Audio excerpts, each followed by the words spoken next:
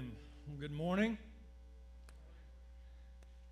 Wow, that was kind of the first week of summer. Good morning, right there. That was like, it is summer. Yeah, it's like we know that because there's 110% humidity happening right outside the doors and like 80% in here. So, yay, summer's here. It's all good. Got a lot going on around the church this summer, children's camps, youth camps, Wind Shape coming up, all kinds of good stuff going on. Also today, we are starting a summer message series that we're calling Rhythm, Rest and Work. And we're going to be talking for the next several weeks just about what does it mean to have a proper understanding of what real rest is, a proper understanding of our work and its purpose and why we have that in our life, and then really how to have a proper rhythm of those two things going on in our life. So we're going to do that. But I just kind of want to start off by talking about this little guy right here. Does anybody know what this is? Metronome. So I remember this takes me back to 5th grade.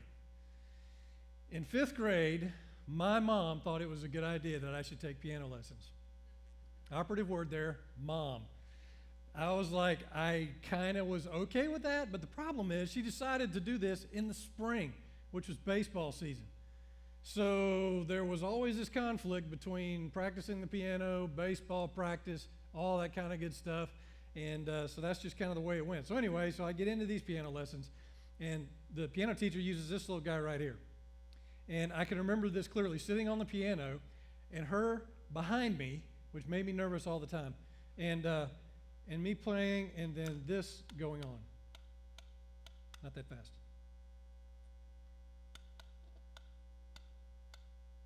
Just take that in. Just enjoy that. Don't fall asleep. You are now hypnotized and prepared for. No, I'm just kidding. Yeah, so I'm up there trying to play in some sort of rhythm and keeping with the thing, and she's over my shoulder going slower, faster. You didn't hit this note, and I'm just like, is it time for baseball? I mean, really, when do I get to leave? And I just remember this sound. Like, I hated that sound for like the first month of going through this piano lesson situation that I was in. I gotta stop that. That's driving me nuts. Stop it. So first month, not good. And she's trying to teach me how to stay in time, all this kind of stuff. Eventually, toward the end of my 3-month stint in piano lessons, I actually started to get it. And I understood time and tempo and all that kind of good stuff, and it actually helped me sort of be okay at piano and stuff. Actually, probably should have stuck with piano and not baseball, because baseball's not helping me now, but piano's now not either. But anyway, either way. But so this metronome, these are designed to help you understand timing, tempo, and rhythm. Helps you so much when it comes to music. Of course, now we don't use these mechanical deals right here. What do we use now? Anybody know? Like, what would the band use? Anybody know what that's called? Click track, electronic timer. So a lot of times you don't know it, but they've got it all designed in. They can hear it in their ears. Maybe there's a track, and it's kind of doing the same thing. It's making this regular sound that keeps everybody in the band kind of going at the same tempo and time. Because if everybody's not at the same time in a band, that doesn't go well. If you have your own sense of timing and you decide to go with that as opposed to this guy or that person on the band, it just all doesn't go well. But when everybody's in sync, everybody's got the same tempo, same timing, that's how music works, and it's beautiful, right? Because we're all in rhythm. We're making that happen together. So that's the point of this guy right here. Now, I would argue that most people in life, in this world, do not have a good sense of rhythm. And I'm not talking about music. I'm talking about a good sense of rhythm in their life. That most people live basically out of rhythm when it comes to the whole idea of work and rest and how we do that well. We pretty much get work, because we work a lot, especially in American culture. We get work, but we don't really understand probably a proper understanding of rest, but we have to understand both of those biblically to see what God designed for us. Now, I read a story out of ABC News recently, and they said this: Americans work more than anyone in the industrialized world. And Americans take less vacation, work longer days, retire later as well. And so because of that, there are a whole lot of negative consequences that come to that kind of constantly working or never powering down. Basically, things like whenever, a lot of times we see road rage. You see those incidents on the news of road rage. They interview the people who were in that, and a lot of them would say, I'm just so angry or exhausted or tired, or I'm sick of my job, I'm sick of this, I'm sick of that. They're just done. They're just cooked, Workplace violence oftentimes has a lot to do with stress. Or how about like what's been happening on the airplanes recently? Being violent is not good in the air 20, 30,000 feet, by the way. That's not a good idea, but that's happening because people are stressed out, oftentimes because of what's going on at home. A lot of children in daycare now, increasing demands for after-school activities, occupy kids until mom and dad can get home. Also, double income households, right? Both spouses working. That creates a whole nother level of stress because you know how it is. You both work all day. You come home, who's cooking? I'm not, I'm tired. Well, I'm tired. Well, somebody's got to cook. McDonald's will cook. Yay, let's go get McDonald's. Anyway, then there's that, and then you got to do dishes, and then there's, some people actually have online jobs they do when they get home. And so that's like work plus work. And, by the time you've gotten done working and then coming home to your job at home or job whatever, then you close your eyes at night. It's just like, oh my gosh. And then you wake up in the morning, you're like, here we go, we got to do that thing again. And then we're off to the races. And it's just this kind of thing that goes on. And over time, it just kind of frazzles us and burns us out. And I get it, especially like trying to make ends meet. I don't know if the cost of living is rising, but it sure feels like that every time you get the bill. It's like, it just feels like we're paying way more than we used to. Or, you get your tax bill and you're like, oh my gosh, how much taxes do we have to pay? How much can a, bottle of water be? I mean, how much can everything be? And then you're like, I got to work more to make more. Anyway, now your anxiety level's up. So anyway, it's great. Now we're here at church. But the results of this, and you know what I'm talking about if you've ever been to this place, is you can get overloaded, which creates just a sense of, I'm just tired. Have you ever just felt like that? Like, man, if I could describe myself in one way, I would say, I'm just tired. Or, I feel burnt out. Like, I just don't know if I can do another day of this or that or whatever. I'm just tired. I'm burnt out. Maybe even depressed, frustrated, angry. Whatever that feeling may be that we get when we're just kind of done at the end of our rope. And somebody used this to describe kind of how we are sometimes, and I loved it. We have become human doings rather than human beings. We become human doings instead of human beings. And of course, God intended for us to be human beings. And so I think it's important that we talk about this, that we have that proper understanding. Because, work stress, by the way, is not all just about work, is it? It's about having sort of a proper lens by which we look at our work. It's about having the right priorities. It's about having right values. And rest is not just about taking a vacation. It's also about having this proper mental attitude toward what rest is throughout our life. It's about having the right values, about having the right priorities. There are things that are behind the surface things that we have to go back and look at so that we can understand these two important parts of our life and make sense of them.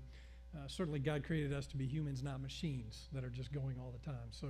So we're going to look at this biblically, and we're going to start this morning. So if you have your Bible or your phone or your iPad or whatever you got this morning, let's go there, and we're going to look at Genesis, go back to Genesis chapter 1 and 2, and kind of look at what the original plan was. When God created us, what did he offer us in terms of this work and rest? What was the blueprint? What was the design that we were supposed to have? And so one of the first things that you'll notice in the process of creation that we read about in Genesis is that God provided the model. He provided the blueprint himself of how this should go. So you look at Genesis 1:31 and on into chapter 2, and God had just finished creating everything. And in verse 31 it says this: God saw all that he had made, and it was very good. And there was evening and there was morning the sixth day. Thus the heavens and the earth were completed in all their vast array. By the seventh day God had finished the work that he had been doing, so on the seventh day he rested from all of his work. Then God blessed the seventh day and made it holy, because on it he rested from all the work of creating that he had done. So you see that kind of whole rhythm even right there, just in that he worked and then he rested, and then he, it's this whole idea of working and resting. And, heck, if it's good enough for God, it's good enough for us, right? If we're supposed to rest, then we should. And so God handed that as a pattern that should be a healthy balance in all of our lives. Well, then also, if you back up a few verses, you'll see kind of God's intention for all of us. In verse 27 and 28, it says, "So God created mankind in his own image. In the image of God he created them. Male and female he created them. God blessed them and said to them, 'Be fruitful and increase in number, fill the earth and subdue it. Rule over the fish of the sea and the birds in the sky, and over every living creature that moves on the ground.'" And so clearly, when God created us, we had a task to do. He wanted us to be fruitful or productive. He wanted us to subdue the earth, to rule over it. You know, we had kind of a job to do. There was a task that we were given. And you go to Genesis 2, 15 to 20 right there. It says, "The Lord God took the man, put him in the Garden of Eden to work it and to take care of it." Some people think like work, that was something that was a result of the fall, wasn't it? It's like the result of sin, now we have to work. Not necessarily. Work was in the garden. It was before the fall. God intended for us to be people who understood a healthy idea of work and rest. And so we were given to that task of tending the garden while we were there. And now sometimes, of course, after the fall, we get this wrong.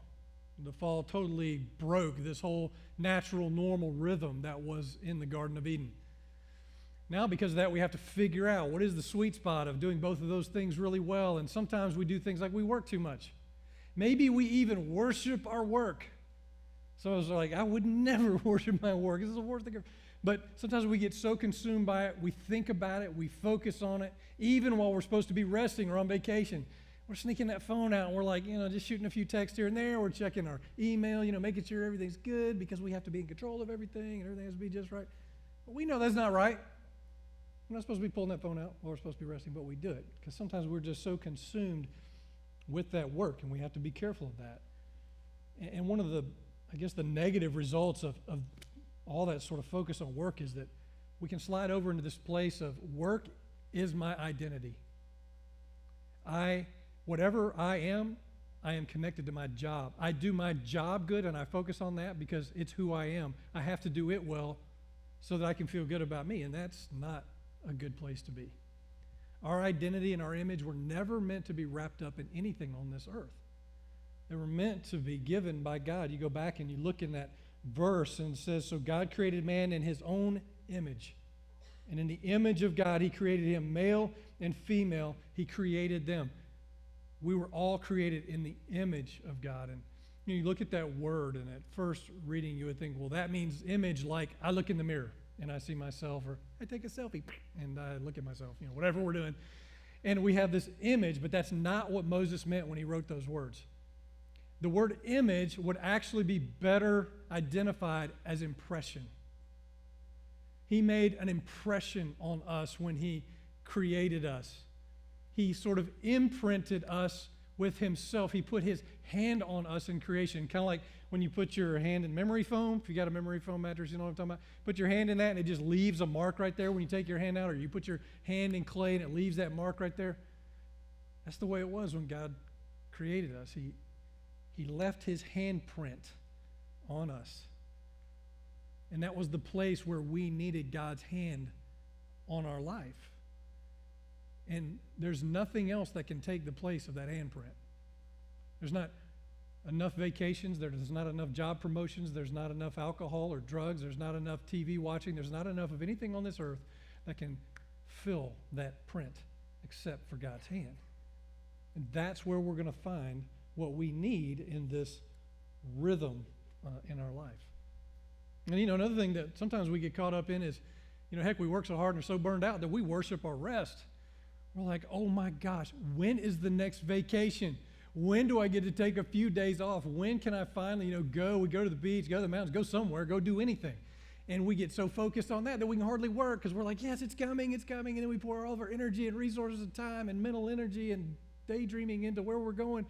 And then we get on the vacation and we're like, oh my gosh, this is the best ever. We're sleeping in late. We're eating pancakes that we don't normally eat. We're eating, doing all this stuff. And then we're going to eat lunch. And then we're just powering down. We're doing whatever we want to for these days.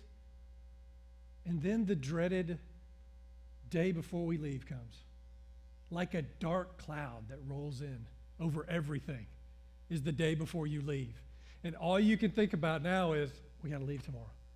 oh, we got to leave. This has been so awesome. I just don't want to leave. I'm not done yet. I need another week, and that, that last day before you leave, that's the day when you actually started resting, right? Because it took like 4 or 5 just to get to that point. And now you're finally doing it. Now you can think about it. So we got to pack up and go. Then the next day, like especially if you have kids, we're loading the van, and everybody's like this. We're tired from the vacation. Nobody's talking. We get in. Everybody falls asleep, including the driver on the way home. We're just like, oh my gosh. And then we get home and we unload everything, and then we're thinking about tomorrow morning. Work coming right back at me. Right back to that life, right back to that thing I was taking a vacation from, and then we're off to the races again. That never feels right, does it? This work, jam in a little rest, right back to work. And that's true because that's not the way that God really intended it to be in terms of how we regularly live and operate. It's supposed to be very different from that. And so we're going to be talking about that over the next several weeks through the summer of how we do this well. But this morning, I just want to continue this talk about rest. Like, what does it look like to properly rest? And does rest mean like bodily rest? Does it mean soul rest? Does it mean resting my mind? What do you think? Yes. All those things we have to take care of, don't we? We have to pay attention because we're sort of intricately tied together, and really rest is God's healthy starting point. We shouldn't always start with work. We should actually start with rest. I mean, God thought it was so important that it made his top 10. Which top 10 am I talking about? Okay, back to Sunday school we go. Who's your Sunday school teacher? I need to talk with him. 10 commandments. Like thou shalt not kill, thou shalt not steal, commit adultery, you will rest, to call the Sabbath, right? That was the term for this whole notion of resting. God thought it was so important. He commanded us, you will have a Sabbath rest. We'll talk about that idea a little bit later on, but he thought it was so important that he said, you should do this. In fact, I'm going to command you to do it because it's so important to how you live your life and how I'm able to be involved with you. And God created people on the 6th day, and then the 7th day he rested. Well, you know what? We rested with him. The first thing that we did as people was rest. And then we began the process of tending the garden and working and all of the other things that we were called to do. So a healthy rhythm is to rest and then work. It's that we work out of our rest. And that seems really counterintuitive, doesn't it? Because we mostly work and then we kind of rest a little. But, there's got to be a way that we can find a healthy rhythm of doing that well. You go back to Genesis 3:8.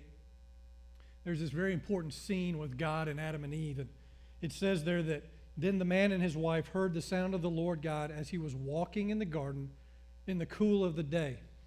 This was actually the moment after Adam and Eve had sinned. Remember that? Ate the apple. They were ashamed. They were trying to run away from God, so they were hiding from him, thinking that would actually work.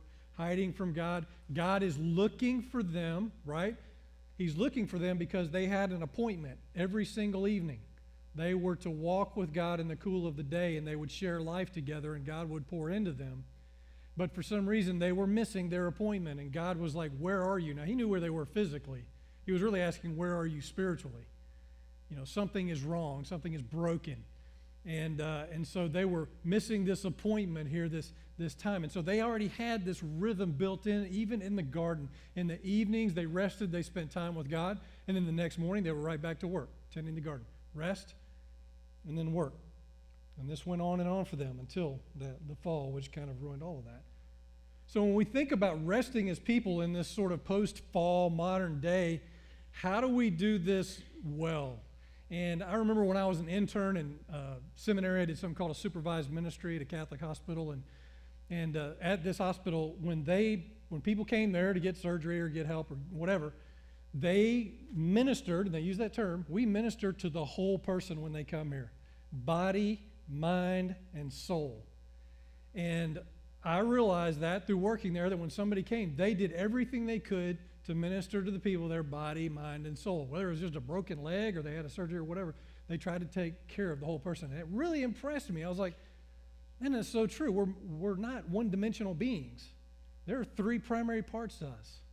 And we have to take care of all 3 parts so that we're working well together, because if your body's not functioning well, the rest of it's out of whack.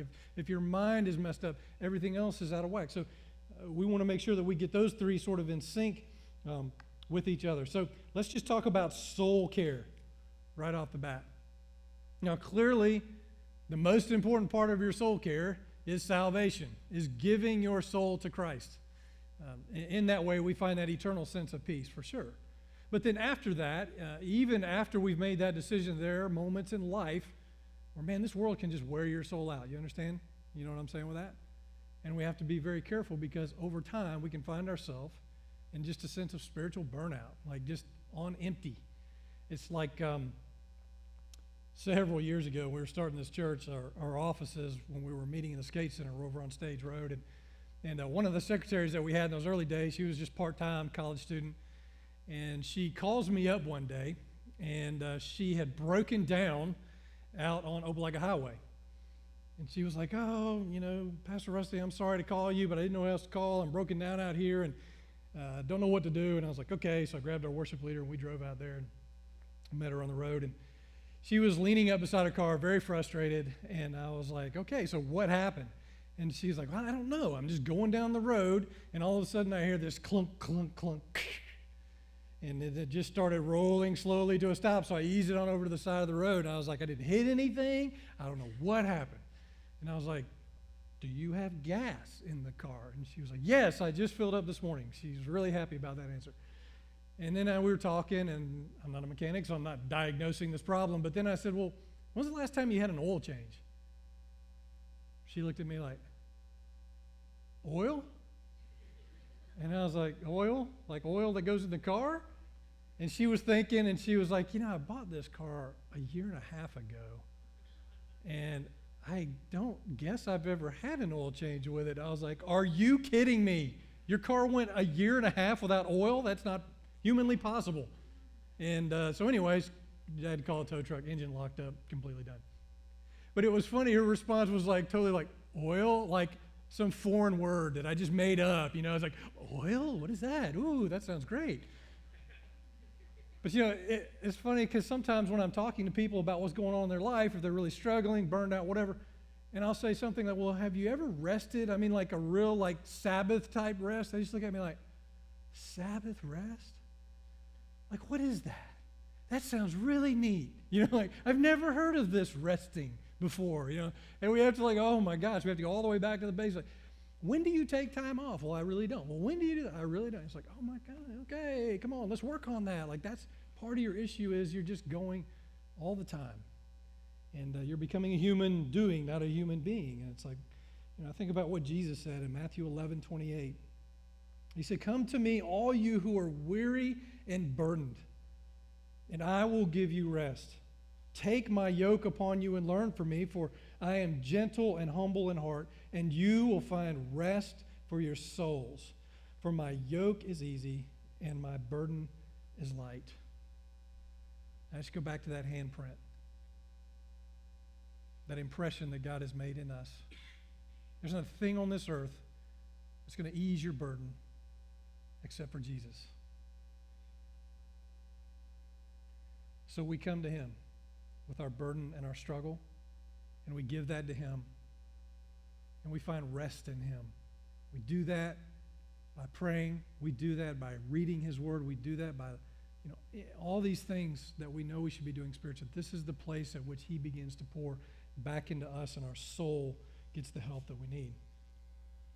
But then also, just what about this physical being, this body care, like what does that look like, this rest that we have for ourselves? Because if our body's not good, it's so true that the rest of us just get so messed up. And, I realize that, one day we're going to leave this old body behind. I don't know how you feel about that, but maybe someone's like, yes, please, be done with this body. But we're going to give this body up. One day it's just a rental. One day we're going to give it up. We're going to go on to heaven and all that kind of stuff. But for now, God has given us this physical being for a reason, the body that we have, the mind that we have, all that, so that it houses our soul, and also so that we can be on mission for him, so that we can do what he's called us to do.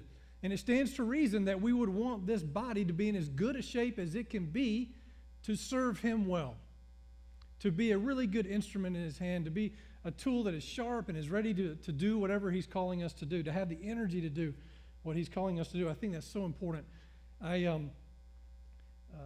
Back when I was an associate pastor, I had a couple that had come to me for premarital counseling. I wasn't going to do the wedding. They were new to the church, but they asked me to do it. And so we had a few sessions to start out with, trying to figure out who they were, what's going on. And each one of those sessions, man, the guy was just intense. He was, amped up. And he had a BlackBerry. Remember old BlackBerries? Like Crackberry, the thing you can't give up. He was on the side on that BlackBerry all the time. Excuse me, hold on just a minute, And I was like, oh my gosh. Plus, his eyes were always red, and he just looked flush in the face and all that. And so, anyway, we're coming to the end of their counseling, and he comes, and she couldn't make it that day. So we're just sitting there talking. He's like, hey man, hold on just a minute, checking that phone. I was like, okay, that's it. And I said, hold on, just can we just pause just a minute?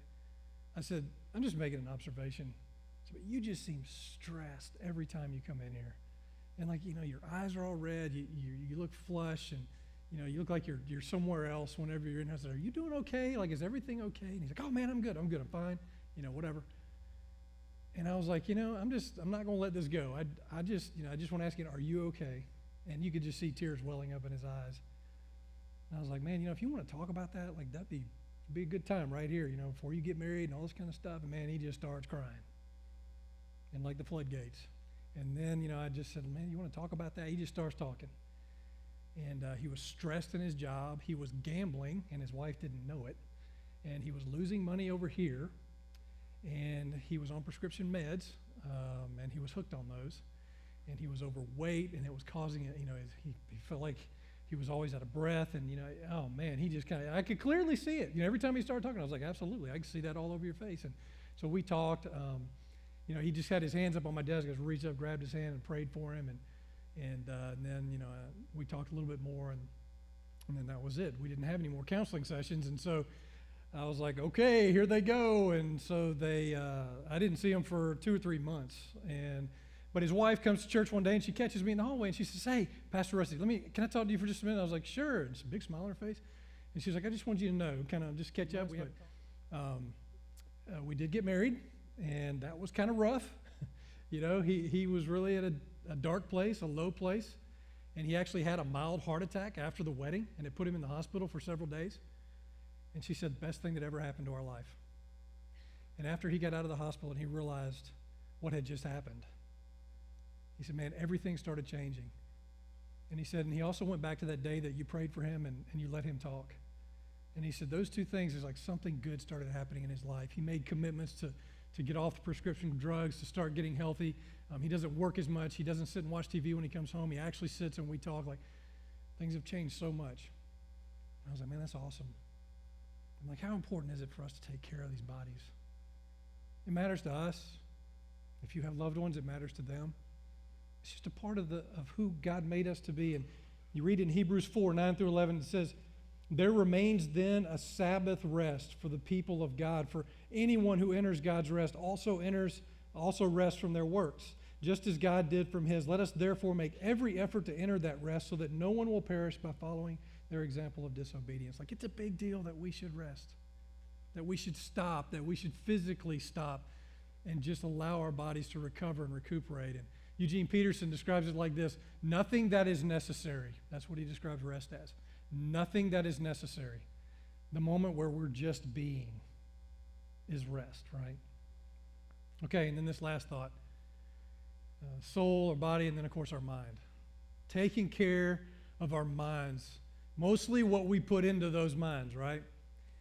And our minds are going night and day. They're pretty much going all the time. But we have control over what happens there. We have the ability to deal with that. And one of the things that comes to my mind is just resting from worry and anxiety. Would you agree with me on that one? If there's one thing that can consume us, is when we're just inundated with worry, unproductive worry about everything that's going on. I read this top 10 reasons you are too busy to pray. See if any of these apply to you. Top 10 reasons you're too busy to pray. You woke up feeling rested, and then you realized your alarm should have gone off an hour ago. Your spouse is away on a 2-day business trip that's lasted all week. None of the clean clothes you were able to find match. None of the clean clothes you were able to find match. That's an all-morning situation. Your teenager shaved. the left side of their head. Your bills are due and your toddler hid the checkbook. A strange fluid is dripping from your car. There's a car theme happening this morning. You accidentally delete your quarterly report 10 minutes before a meeting with your boss. It's a good moment. You're in charge of games for the church youth night tonight, and you forgot. Your dog is throwing up. Your toilet's overflowing. But hey, at least you found your checkbook. So, it's like, add to the list yourself. It's like this happening, and this happening, and this happening. There's so many ways that we can identify with the craziness of our life. And sometimes it's not just the doing that gets our minds all cluttered up. It's just the mental checklist, the mental gymnastics, trying to figure out how to make our finances work, trying to figure out how to get everything done at home, trying to figure out how to get everything done at work, going over and over and over. It's like, man, that's the moment when our mind just starts, we get so distracted that God can't break in there for a moment to say, be at peace. Just be at peace. Colossians 3:2 says this, set your mind on things above, not on earthly things. Set your mind on things above, not on earthly things. Let God wash his Spirit over your mind every day so that you can hear him speaking, so that you know that he's present in your life. Amen? Let's pray.